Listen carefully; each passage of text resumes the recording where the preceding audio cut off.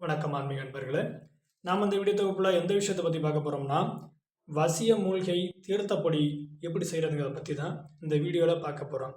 இதனால் என்ன பயன் அப்படின்னு சொல்லி பார்க்குறப்ப, நம்ம வீடு, தொழில் செய்யக்கூடிய இடம், இல்லை ஒரு தனிப்பட்ட முறையில் அமைச்சிருக்கக்கூடிய கோயில், அதாவது நம்ம சொந்த கோயில், இந்த உள்ள இடத்துல இந்த தீர்த்தப்பொடியை பயன்படுத்துறதுனால அந்த இடத்துல தெய்வத்துடைய முழு ஆகர்ஷணம், அதாவது தெய்வத்துடைய முழு அருளும் அந்த இடத்துல நிரம்பி இருக்கும்.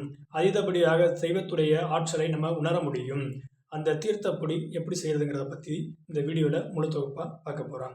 அதாவது ஒரு செம்பில் வந்து சுத்தமான பன்னீர், அதாவது சுத்தமான பன்னீர், நல்ல குவாலிட்டியான பன்னீர், ரோஸ் வாட்டர் அது மாதிரி எடுத்துக்கணும்.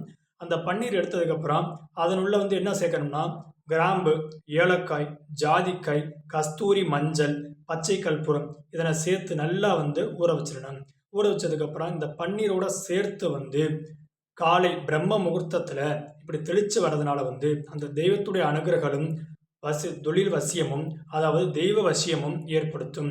இது வந்து தொழில் செய்யக்கூடிய இடத்துல வந்து தெளிக்கிறதுனாலையும் வந்து மொத்த, அதாவது ஜன வசியத்தையும் ஏற்படுத்தக்கூடிய வல்லமை. அதாவது ஒரு தெய்வம் இருந்துச்சுன்னா அந்த இடத்துல கண்டிப்பாக வசியத்தன்மை ஏற்படுத்தும், மக்களை ஈர்க்கும் தன்மை உண்டாகும். இந்த தீர்த்தப்படி செய்து அந்த இடத்துல வந்து தினந்தோறும் இப்படி தெளிச்சுட்டு வர்றதுனால வந்து அதனுடைய வாச நறுமணத்தினால வந்து தெய்வத்துடைய முழு அனுகூலங்களும் ஆற்றலும் அந்த இடத்துல நிறைந்திருக்கும். இந்த வீடியோ பிடிச்சிருந்தா லைக் பண்ணுங்க, ஷேர் பண்ணுங்க, சப்ஸ்கிரைப் பண்ணுங்க, மறக்காம கமெண்ட் பண்ணுங்க. நன்றி, வணக்கம்.